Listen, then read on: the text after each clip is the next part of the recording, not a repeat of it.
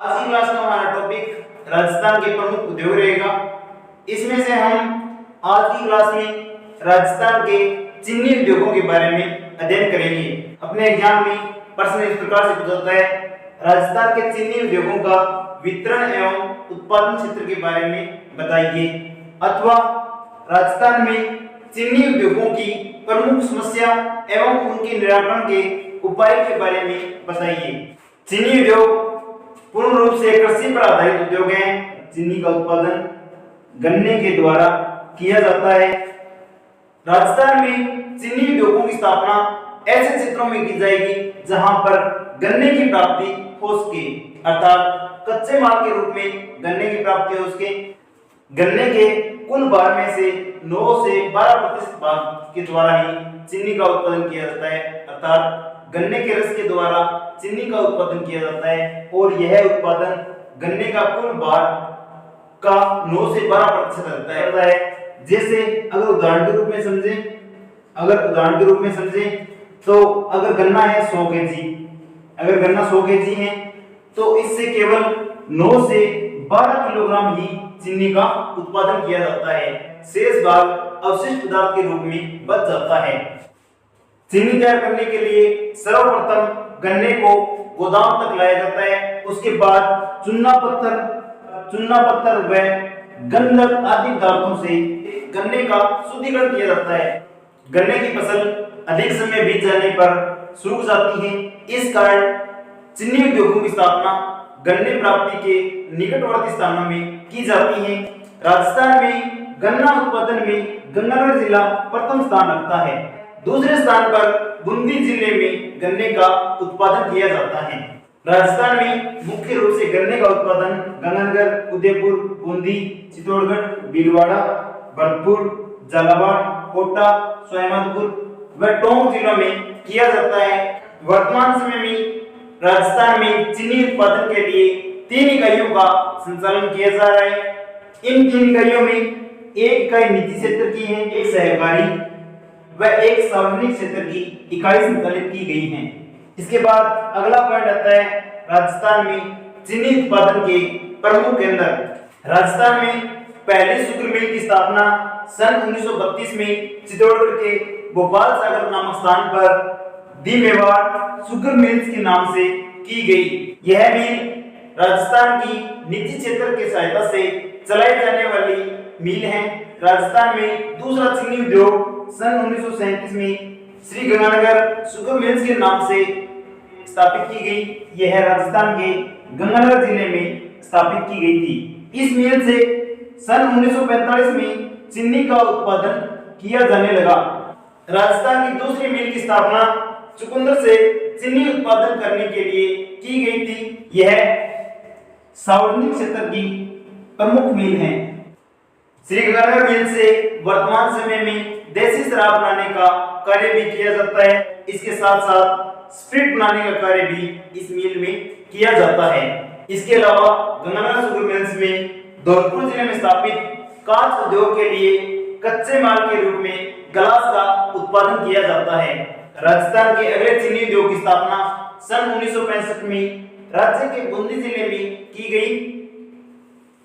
सन 1965 में राज्य के तीसरे चीनी उद्योग का संचालन किया गया। राज्य के तीसरे चीनी उद्योग का संचालन श्री केशवराय सहकारी शुगर मिल्स लिमिटेड के नाम से बूंदी जिले में किया गया।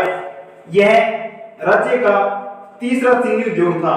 इस मिल की स्थापना करने का प्रमुख उद्देश्य बूंदी व इसके आसपास के क्षेत्र में गन्ने के उत्पादन को बढ़ावा देने के लिए किया गया था। चौथी शुगर मिल्स सन 1976 में उदयपुर जिले में स्थापित की गई। यह मिल उदयपुर शुगर मिल्स के नाम से संचालित की जा रही है।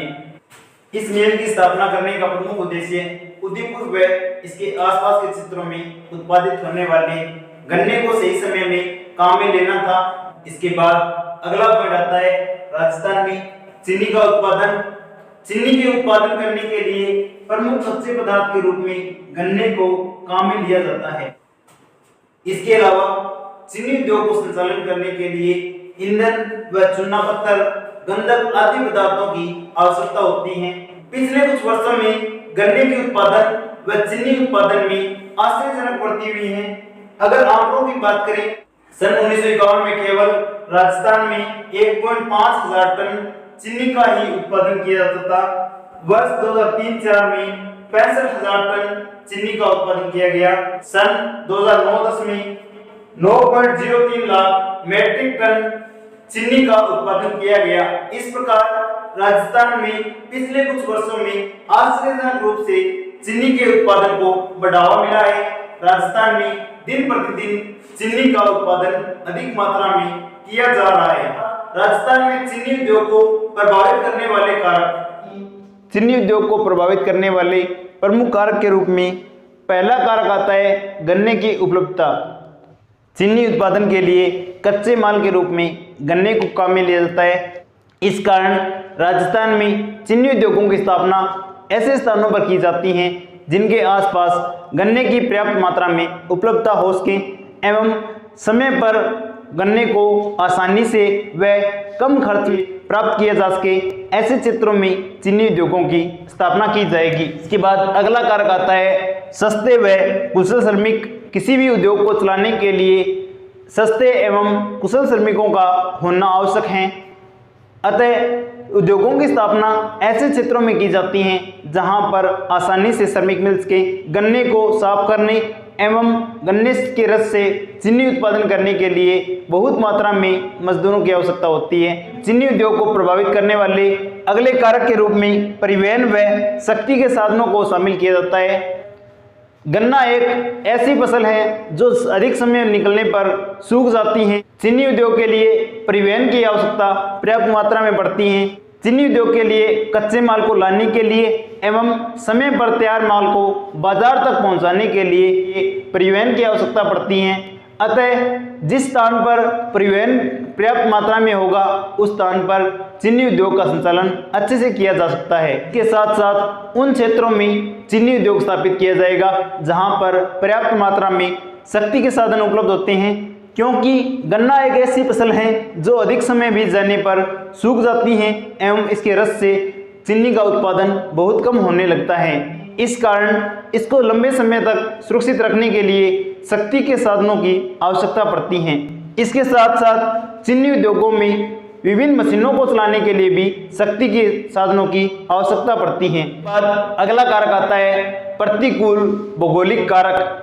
चीनी उद्योगों की स्थापना ऐसे क्षेत्रों में की जाती है जहां पर वातावरण अनुकूल रहता है, मौसम स्वस्थ रहता है।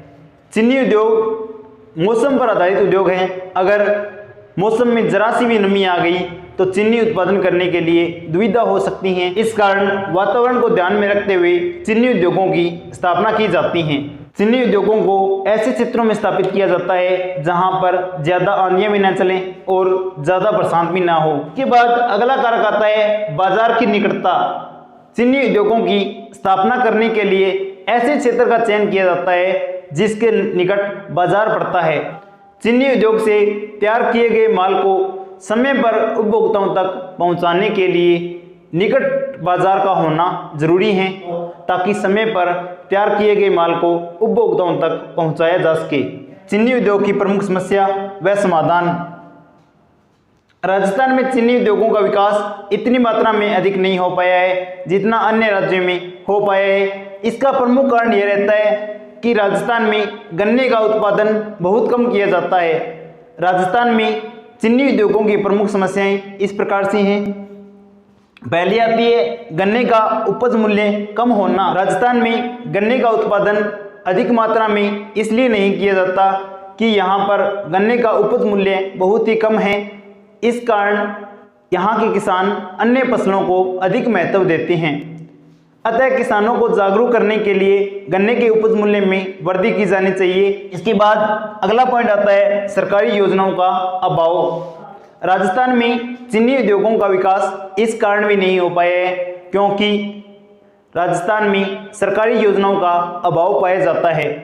राज्य सरकार के द्वारा इस विषय में कोई विशेष योजना नहीं बनाई गई है। इसके बाद अगला पॉइंट आता है मौसम प्रवृत्ति। चीनी उद्योग एक मौसम प्रवृत्ति पर आधारित उद्योग हैं क्योंकि गन्ने का उत्पादन वर्ष भर नहीं किया जाता। इस कारण राजस्थान में चीनी उद्योग को बढ़ावा देने के लिए गन्ने की एक ऐसी किस्म का विकास किया जाना चाहिए जो वर्ष भर पैदा किए जा सके एवं समय पर चीनी उद्योग के लिए उपलब्ध हो सके। इसके बाद अगला पॉइंट आता है शक्ति के साधनों का अभाव होना। राजस्थान में चीनी के उद्योगों का विकास इस कारण भी नहीं हो पाया है क्योंकि यहाँ पर शक्ति के साधनों का अभाव पाया जाता है कि चीनी उद्योगों के लिए शक्ति के साधन अर्थात विद्युत का खर्च अधिक पड़ता है। इस कारण चीनी उत्पादन करने में अधिक खपत आती है। चीनी उत्पादन को बढ़ावा देने के लिए ऐसे ऊर्जा के संसाधन उपलब्ध कराए जाने चाहिए जिनसे ज़्यादा खपत भी ना आए और राज्य सरकार पर अधिक भार भी न हो। इसके बाद अगला पॉइंट आता है श्रम का अभाव। राजस्थान में चीनी का उत्पादन इस कारण भी नहीं किया जा रहा क्योंकि यहाँ पर कुशल श्रमिकों का अभाव पाया जाता है। अन्य उद्योगों की तुलना में चीनी उद्योग से यहाँ के मजदूरों को बहुत ही कम मात्रा में आय प्राप्त होती है। इस कारण चीनी उद्योगों का विकास पर्याप्त मात्रा में नहीं हो पाया।